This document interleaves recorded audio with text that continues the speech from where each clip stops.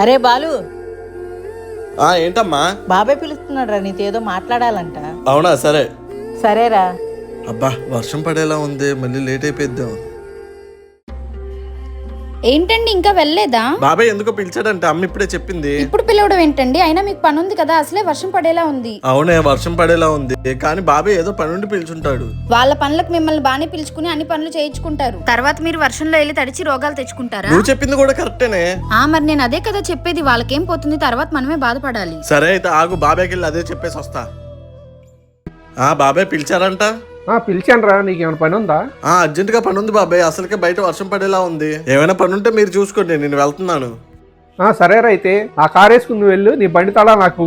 ఎందుకు బాబాయ్? నాకు పక్కనే ఉన్నమ్మ పని, నువ్వు అంటే చాలా దూరం వెళ్ళాలి కదా. అయినా బయట వర్షం పడేటట్టుగా ఉంది కదరా, నీ ఆరోగ్యం కూడా చూసుకోవాలి కదరా, అందుకని కార్ వేసుకెళ్ళమంటున్నాను రా.